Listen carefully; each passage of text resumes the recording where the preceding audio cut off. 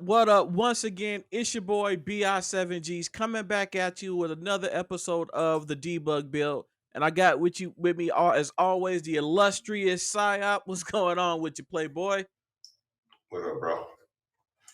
Man, boy, we need to start getting you a shot of adrenaline because you ain't got no kind of energy today, boy. What we gonna do with you?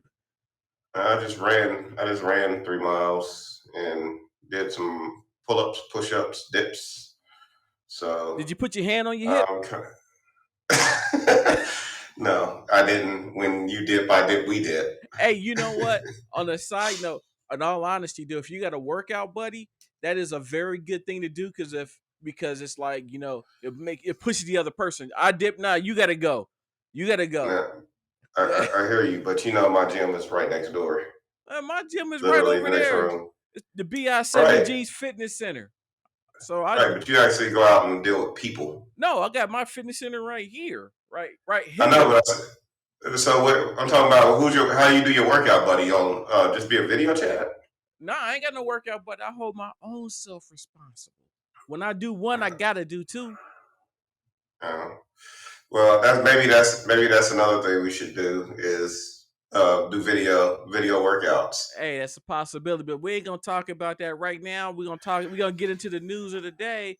First bit of news, as always, the crypto markets. Oh my god, the crypto markets took a proverbial dump this week, man. What happened?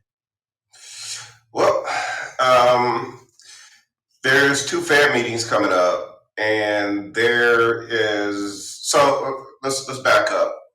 So it used to be that crypto ran diametrically opposed to the stock market, but in 2021 they started running together because you had the institutions in, and you had the advent of the Bitcoin ETF for basically buy and loan Bitcoin. So that brought the institutional investors in, which when I say institutional investors, I mean hedgies. Okay. Now, if you're managing, hundreds of millions of people's monies, you gotta protect it because people will come and withdraw their funds from your or withdraw their money from your fund and go elsewhere. So with the hedge fund, it's not like us normies that can do 401ks and IRAs and the occasional ETF. In a hedge fund, they're supposed to make money no matter which way the market goes. And if they lose money, they actually have to make that money back plus some in order to make a profit. Now, so let me ask you this, because I saw something that I thought was a big mover in that space. Was Russia said that they were not only like, I won't say divesting, but we were just banning cryptocurrency at all and mining. You can't. That stuff like that doesn't matter. It's completely decentralized. So the network will always exist somewhere. But doesn't that mean if the network, it'll always exist, but does that mean that transactions on said network may take longer because you don't have as many miners there anymore? No, all the miners are moving like South America and stuff like that. It actually makes sense from an economic warfare perspective. It actually makes sense for Russia to kick out the miners, just like China did. I mean, but that has nothing to do with what's happening in the market right now.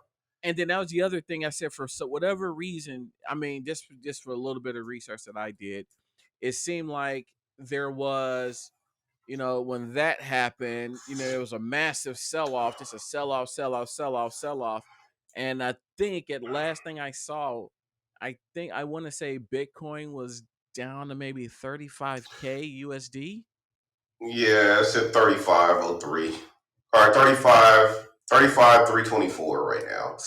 But yeah, so when you kick the miners out of a country, depending upon how many there are, they have to sell off some of their Bitcoin asset in order to pay for shipping their equipment to a different country to mine.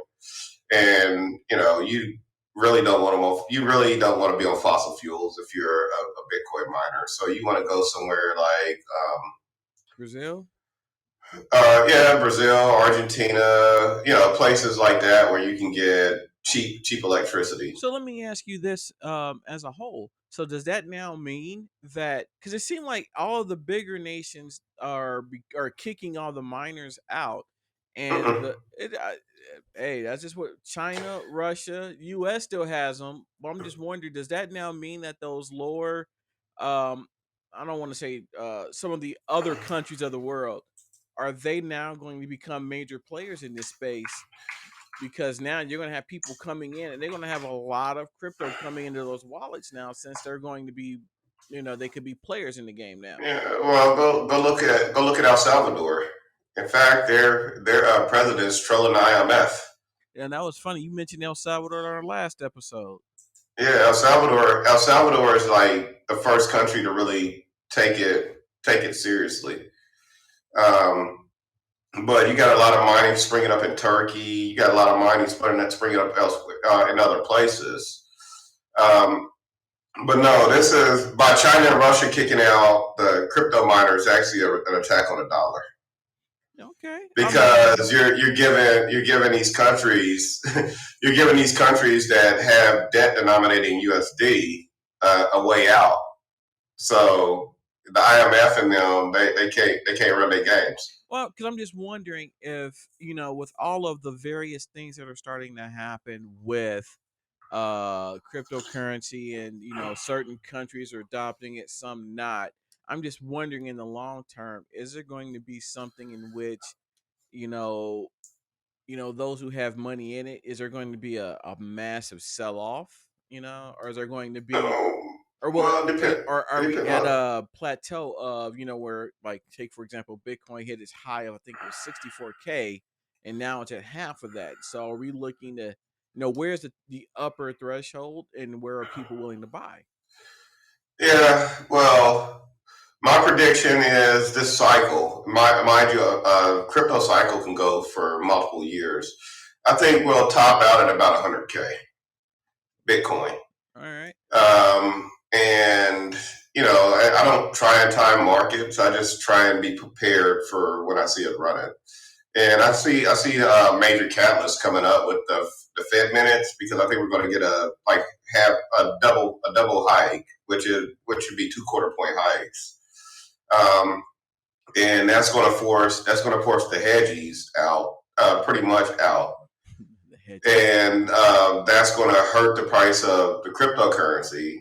But like even right now, the stock and the crypto market, like they're switching from risk on assets to risk off assets. Is essentially what's going to happen.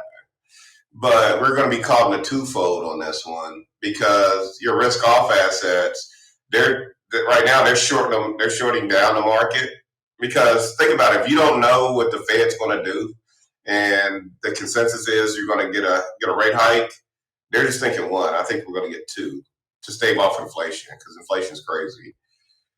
Um, Basically, why not push down the price of everything you're going to buy later and make money on the way down, and then come back in and buy your risk on asset or risk off assets at a cheaper price. And then You make just money got to on the wait way for that back up, catalyst date. and wait for the money, and make money on the way back up.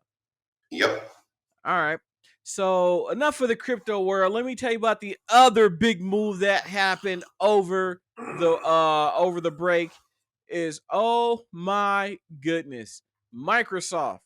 Microsoft came out and said, "Hey, Activision, we want you 68.7 bill cash, Hey, cash, all I gotta say to Microsoft, salute.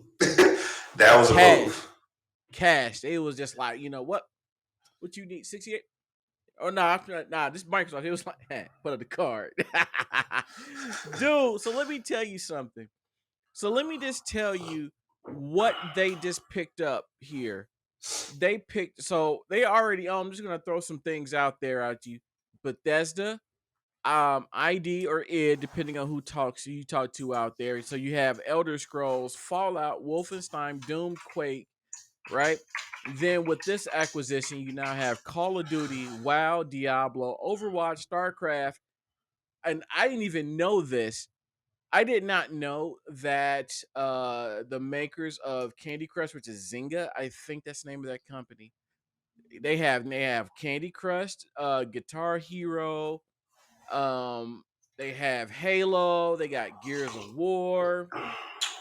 So Devil May Cry. I'm trying to see what else they got here that we actually care about. Knights of the Old Republic, Neverwinter Nights, South Park, the South Park games, not the actual IP. I mean, they pulled a move, and from what I was reading, the price of Sony stock dropped because now all of the exclusives that Sony used to have in that space, or they were, the Sony, I would say the Sony fanboys would go, "Oh, we have this exclusive. Microsoft people will never get it." And Microsoft said, "Oh, y'all want to play? We gonna play." I No, mean, Microsoft said we'll never get it. No, you'll never get it. I mean, don't get because now they own it, now. so they'll never get it. I mean, you start thinking about it, man. Microsoft tried to buy, they tried to buy Discord. Discord was like, "Nah, we good. We like where we at right now." They actually tried to buy Square Enix. So if you're big into any of the Final Fantasy games, it was kind of like, "Nah, we good." But I mean, that was a boss move. They said no, they want no stock trade offs, none of that. They just grabbed all of that stuff under their umbrella and just said, "This us." Now the question is, can Microsoft stay out of the way?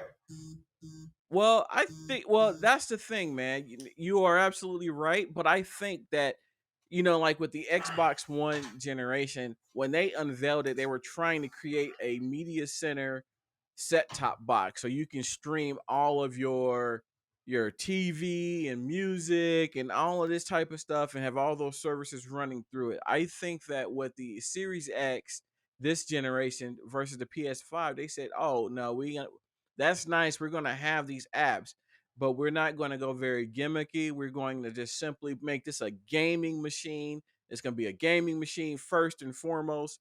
And they made the move to say, we ain't playing no more. We in it to win it. So, Yeah. what can I say, dude? Now, the loss of, I mean, just think about it. Could you imagine with the Blizzard team underneath that umbrella now? Um, Now you and I both know back in our WoW days how we used to actually have WoW, and we have WoW nights, and we would go raiding. LFG, LFG, WC. Let's see. Yeah. Yeah. So imagine now you have that level of talent and story crafting, and now you can put that potentially under a Microsoft umbrella. And now, and I know that the console market is not prepared for a model like that where you pay a monthly subscription, but I think that might be something that Microsoft might be able to maybe invest into, in saying, you want an immersive world, we'll throw this model out there at you, and we're continuously providing content. I don't think they can. I don't think they can get away with that. Like take Pop One on the Oculus. It's just one price, and the game keeps updating, and it's actually funded by in-game content. And I usually don't buy in-game content, but I've actually started buying skins and stuff. Well, yeah, because if you have a free to play model, that is how, like I've seen a number of games recently have where you play for so long, you get like points or whatever, and then you reach a certain level and you unlock something. But for this season, if you pay us an additional $4.99, you get the deluxe package. So when you get one level, you actually get two levels. I've seen a number of companies and games go to that No, model. Pop One on the Oculus is way different, man. Like literally, it's a fun game to play. You can hop in. All the upgrades are free, basically, and they keep changing modes. There's just like a couple of basic modes that are always there, but they run like these seasons where you got new areas that are added or different different gun types that are added and stuff like that. That's all free to play in game. That's for everybody. But I'm running around as a werewolf right now. So let me I just ask you a had a werewolf question. skin, So or I used a P90 in there a lot. So when the P90 skin drop, I'll grab a P90. It just looks cool. it's funny you mentioned that, because one of the things that we're going to talk about probably in this gaming section that I want to bring up to you is NFT gaming, because I was doing some research the other day, and I was reading about some of the NFT gaming, and I was kind of like, this might be a good topic because it involves gaming and crypto along. That's kind of what me and Cyop talk about all the time. So, but we're gonna save that for a different day. So, with that being said, deep dive time. Yes, let's take a deep dive. All right, we got to get into that deep.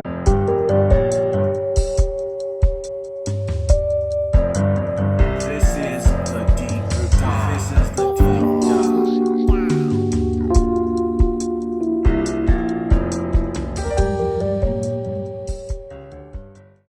Once again, we back. Once again, we with that deep dive with Cyop over here, and we were talking about education.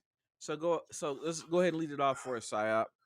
Okay, so we've been talking about the technocracy and how the technocracy would work in all 10 areas of human activity: economics, education, entertainment, labor, law, politics, religion, the big one, sex, war, and health. So we were talking about indoctrination in the education section. Right. And picking up on that, I like to use a lot of Orwell quotes. If you want to understand indoctrination, look at George Orwell's writings. Like, he has a foreword to Animal Farm, and he says don't. He was telling the people, and I'm doing this off the top of my head, so it may not be exactly the same, but he is saying, um, people of London, don't laugh at communist Russia, because here in England, a good education requires no indoctrination, because and I'm paraphrasing it here, because with a good education, you learn that there's some things that just aren't good, or aren't acceptable to say, meaning that you censor yourself. You don't have to have the government do it. So in other words, you're saying that you don't go to a funeral, even though the dude may not have been worth shit. You just can't go in there and say he wasn't shit. No. Okay. Well, and also, you can't say anything. There are certain things you can't say against your government, even though the evidence might be right in front of you, because you'll be set out you'll be set as an outcast. You're saying that the government shall shun you. Yes, not the government, the other quote unquote educated people. Oh. Yeah, and that's why the Class A intellectuals, meaning those that are trying to climb the economic ladder, that have the education but are held back for one reason or another. Maybe they don't have the right connections or whatever. That's why they're so dangerous. Because at the end of the day, the masses are really the power in any economy. Like, you could, they attributed to Mayor Rothschild, where he says, "I care not who runs the nation as long as I control the currency." I'm like, you can, or as long as I make the currency, you can make the currency all you want to. Give me the minds of the masses. So in other words, you're trying to say so does that fall into the same line of thinking as I rather be feared than loved? No, this is way deeper than that. Now you're talking about nation building. Okay. You give me, like, we live in a country with roughly 340 million people. If I can take 150 million of those people and indoctrinate them in the way of my thinking, and can turn them against the elites, they can have all the money in the world. So in other words, I still got people power. So you try to tell me that you take the elites who the game. Let's just set let's set the game straight. The elite's job is to divide everybody else, so that while those people are fighting amongst themselves, they ain't thinking about where the real problem is, right? Yep. Think about your politics today. It's happening right now. Oh, dude, we don't. Dude, politics today is, oh my lord, it is. I we talked about this one time off camera, but when we talked about how if you got two people working the same job, how one person, because they're a member of one political party or another, will have the thought that they are better than that other person working. They're in the same economic class, they're working the same job, making the same money, but yet that other person feels that for whatever reason, whatever indoctrination that they had, that they're better than them and they deserve more. Mhm. And it's Right. crazy. It's kind of like we in the same boat. If I'm shoveling water, if the boat is sinking, and I'm trying to, bail water out of the boat, trying to get to shore, and you looking at me like, you should be bailing. I'm gonna look at the land and hope we get there. I would call, and then you got another guy who's sitting there like, man, why are you letting him, why you let him talk to you like that? One guy on the back instigating, now we fighting. But at the same time, you got one person letting the boat not sink, and you got another person doing this, and you got a whole other person that should be helping, but they're not.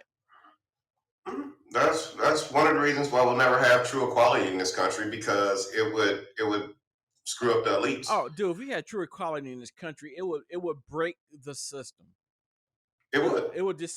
Let's just say point blank, it breaks the freaking system simply because the system is built on have and have nots. Well, it's built on tiered opportunism. Yes, I totally. But once again, even in that tier, you got some that are like, if we have the standard tier system that they say in this country, your lower class, your middle class, and your upper class, right? That upper lower class and that lower middle class, those two areas, they're in contention because they're trying not to fall up a class, and then that lower class, trying to get to that middle tier.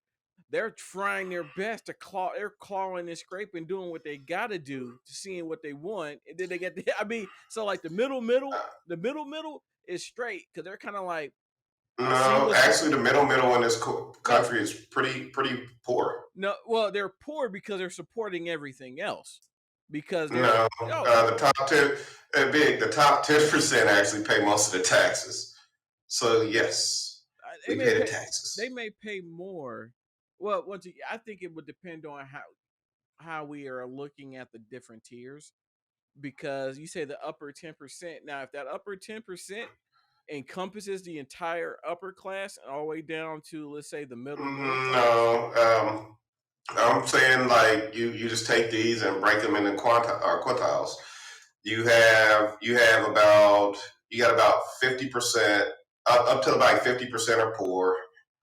Oh, Those are family of fours making 56.8 or whatever the number is now. Think about or it. Think about below, if you or had, below, or below. yeah, or below. But think about it. Imagine trying to live your lifestyle on 56.8, It and ain't it's easy. just you. Oh, dude, that's a ramen noodle and Big K. Oh, that's whoa. I just brought that up because I can't really afford quality foods, and that kind of goes into, I'm not sure where your That's gonna hit. We're gonna hit that in health. yeah. So then, And, there's a method to the madness. That's why you have everything, and then you can draw on these previous ones that actually say, okay, now how are these things affecting your health? oh yeah, but I'm sorry, I kind of derailed. But so going back into the indoctrination point, so basically what you're saying is, as countries get, because one of the topics we touched on was how, if you are, in an area where they get the most, let's just say it's nothing, areas with little to nothing get the most help first, and Right? which means that, in theory, so just throw it out there, in theory they were not indoctrinated, so now you got to bring them up to, with the masses, so that we all think alike now. Right. Right. Well.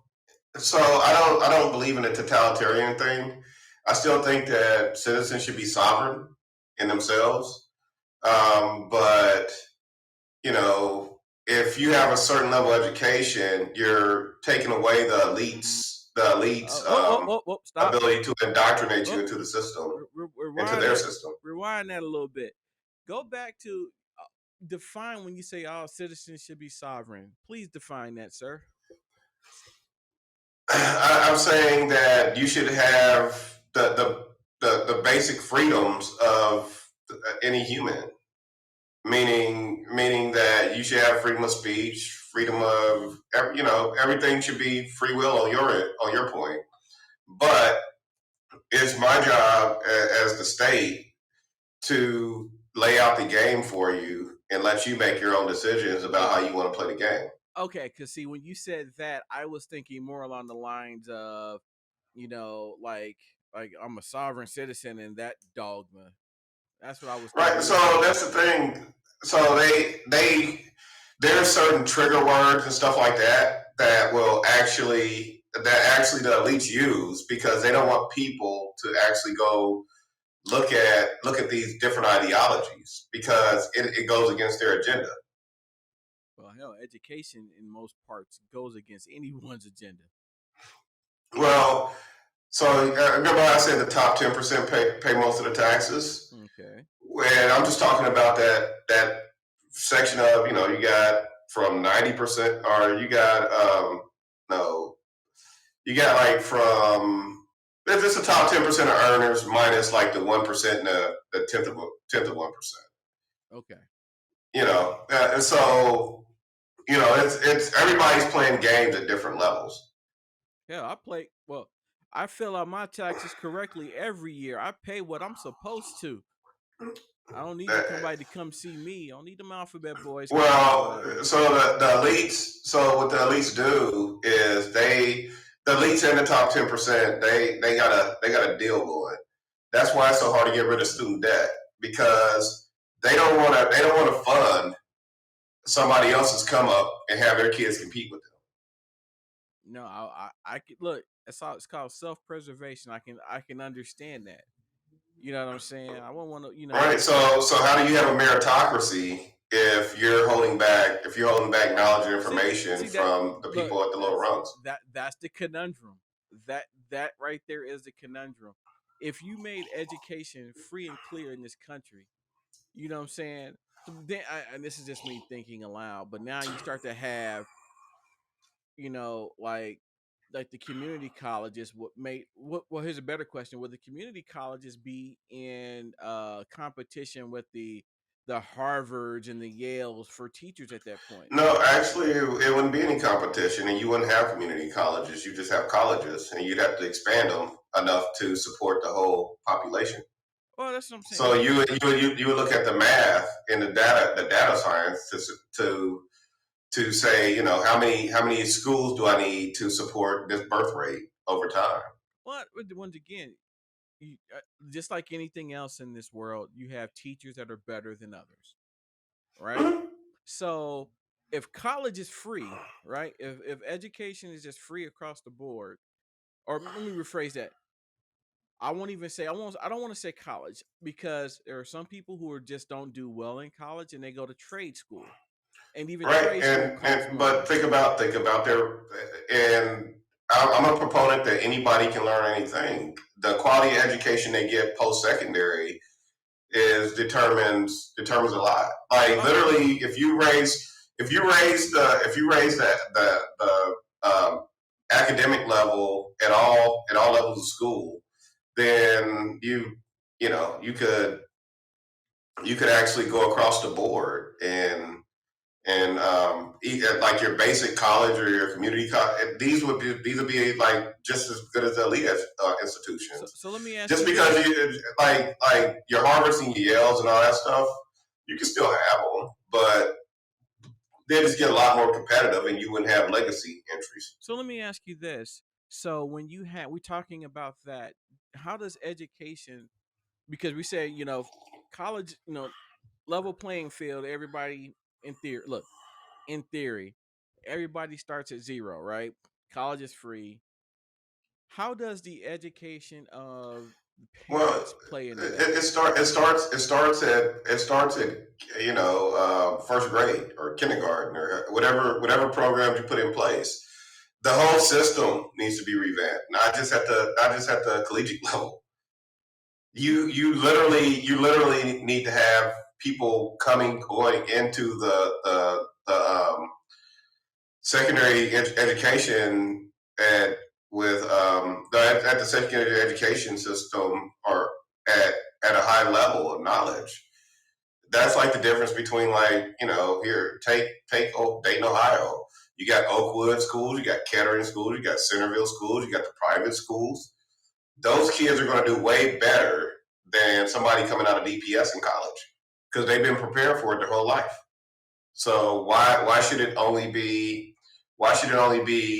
limited to these elite areas? Well, once again, tax dollars, because they have taken their tax dollars and saying we want to allocate X amount of our dollars and property values to our schools, and we do not want, I'm going to use a very bad term here, we don't want undesirables in our school system. That's why we created our own. Well, it's that's the elites. That's the elites. Like they're not really spending. That's the They're not really elite. spending a lot more money. Like look at how private schools are run. They actually spend less money per student. Oh, dude, if you not realize private schools get these things called donations. Well, hold on. Donations. No, I'm talking about they get their donations and stuff because they gotta do the whole dialing for. That's how you become a school president. You gotta have the ability to fundraise and those things. Yes. But imagine if you took away the whole my district thing because people have gone to jail. They've gone to jail because they have, used an aunt or a cousin's address to have their kids go to that school system. Think about that. They risk breaking the law for their child to have a better education. That's something you have to think about. right. But think about it in my system. We look at what's working, what's not working, and we start as soon as the kid enters. Actually, you'd get into TV programming and stuff like that too, because these kids are just Oh, dude, and they're just consuming garbage well, day after day, hour after well, hour. you got to remember, back. Oh God, I'm dating ourselves. But back in our day, we didn't have, social. We didn't have a YouTube. We didn't have social media. You know what I'm saying? For lack of a better term, we had. I will give you a story. I will give you a story that is very near to dear to me that happened, and me and Psyop talked about it, which was my pops. We all lived in the hood together, and we had like this little dirt thing in the front of the house, right? And we were shoveling dirt off of it. And tell him the story, Si. What did he indoctrinate you to that day? Oh, so his dad said we're gonna pay you. I'm gonna pay y'all $20 an hour. And I'm like thinking like, oh, this is great, So he pulled a dump truck up, and I'm shoveling and all this other stuff. When all said and done, I did all this work, and it was only like an hour worth of work, but it felt like I did 8 hours worth of work. And I got my crispy $20 bill, and it just didn't feel right. And then he looked at it. He looked at us and said, "This is why you want to own a company and not work for one." Words and I've been scrapping ever since. All right, that's what I'm talking about, Psyop. So what's because we are a little bit over. So what's our next topic in the technocracy for next week, Playboy? The technocracy is entertainment. Oh, what a perfect segue. Enter freaking tainment. So let's get into this week's Tech Tales.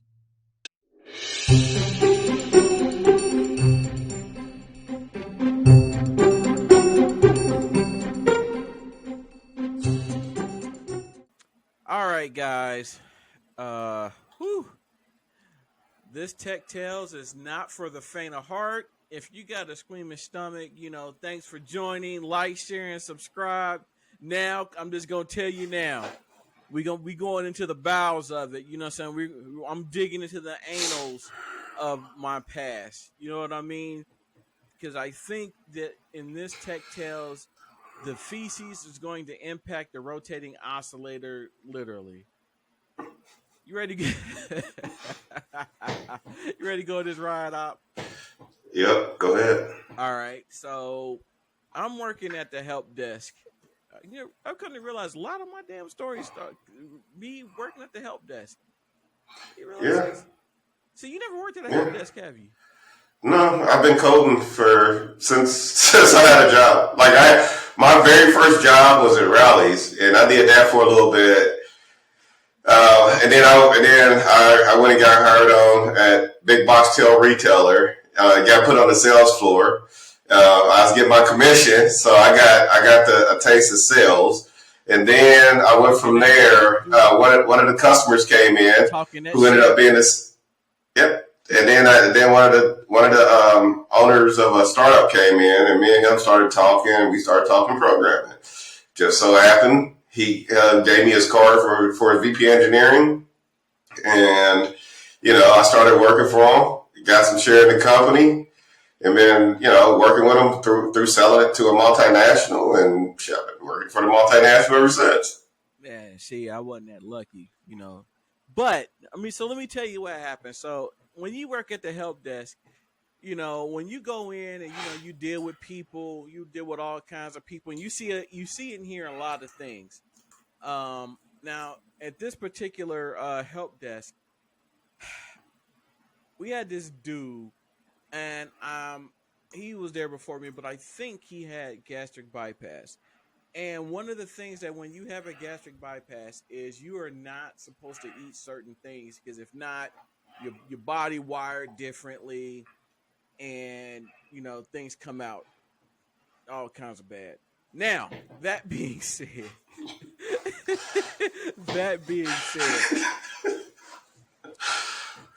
whew, I'm sorry, a little PTSD came. So anyway, apparently this dude, like he would go down, like when he did take a shit.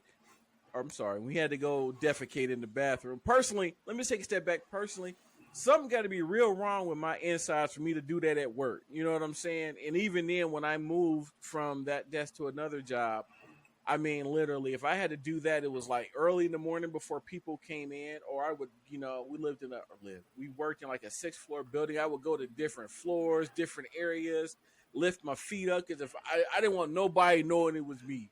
I was literally, just, like that, feet up on the sides of the stall. Then, but in case if a terrorist came in, they wouldn't have known I was in the stall. Now, so apparently this dude had a habit of when he went to the bathroom to drop a deuce, he didn't drop a deuce. Dude was like, from what I heard, was spraying the whole back of the toilet like on the way down. It was that bad, man. Right? And it got so bad that, like, we had same time. Look, you remember that? Yeah. We had the same time chat. Every time he would go to the bathroom, like when people who sat at the end of the rows would see him walking toward the bathroom, we'd be like, alert, alert. And when he came back, and it would say, we had a little game to say, all right, who gonna go in there? And we were like, not me. But we realized that, even you just had to go in there and, you had to pee or whatever. Somebody had to go in there and, take one for the team, so to speak, to go check it out, do a little recon. So I know, and this may be why I started this habit that I had that, when I actually have to go in the office. So when I go to the bathroom, they would let me know, and I knew not to go. I told them I would not participate in taking one for the team, because what I used to do is I would go upstairs to the 3rd floor and use their bathroom. And that's when I discovered they had a jug of water up there. So I'm up there drinking their water, using their bathroom. They had the nice potpourri little thing in the bathroom. They had tissues. I was like, man, this is nice. This is not. I mean, we had 2 15-minute breaks during my shift. You know what I'm saying? I spent a good 9 of them up there just inhaling the fumes, drinking a water. They had a little thing of snacks where you're supposed to, put a quarter in, you take a bag of chips or something. I was like a thief in the night. They didn't know what hit them. It was like, man, who ate all the damn Funyuns? But anyway, it got so bad that the janitors came down to our floor. And you remember, we were on phone calls. Thanks for calling the help desk. We can help you. The janitors, I mean, I feel them on it. I can't be mad. They came down and was like, hey, who keep doing this? Who keep doing this? It's going down the road. Who doing this? Who doing this? And we was like, this thing, Cyop, I want y'all to think about it. Do you really rat somebody out for doing this? I mean, you know who did it, but do you actually tell on them? No, I probably wouldn't. But I mean, dude, we would just, because internally, because we would go eat at like downstairs at the cafeteria or whatever, and we was like, damn, why would you do that? It was like, does he do that at home? And me being the person, I was like, nah, man, dude probably just shit in the tub. You just let it all go down the drain, just wallow in it. And we were just like, dude, it got so bad that the janitors, not only they make the announcement, they start putting notes on, they asked who the managers were. Like, not only the team leads, but the manager of the department, and said, look, if this shit happened again, we closing the bathroom. It was like Diddy, we closing down the studio. Dude, they straight was like, man, we closing the bathrooms, man. And it was that bad. And they actually did for a while until management we had to tell them who did it, because there was our managers. They knew who did it. I don't know why they was lying. Why they knew who did it. They just didn't want to. Well, we heard. But anyway, long story short, man. Dude ended up I think they actually told him that he could not use the bathroom at work anymore. And that's and I don't even know from an ADA standpoint if they could even do that. But they just told him, like, dude, if you ain't doing a number 1, don't go in there. And to this day, like, some of the guys that I work with, I still am friends with them. I would just hit them up every randomly. And they gave him a name, because when I left that building, went to a different building, they gave him a name. Like, when I moved from there up to up here, it was like, hey, Big, what can you tell me about the Dayton Deucer?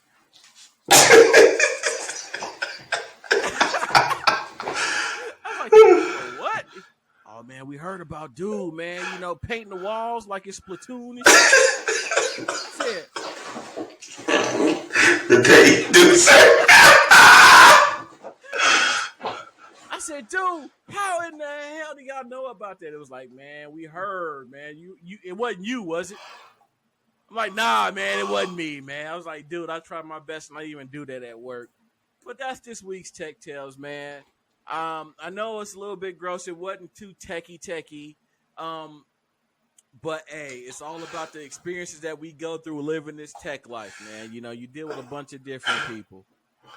Woo! The man shitter. No, he wasn't mad. He was a nice guy.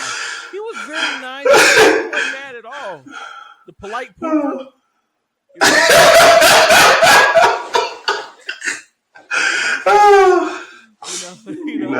I'm just saying, man.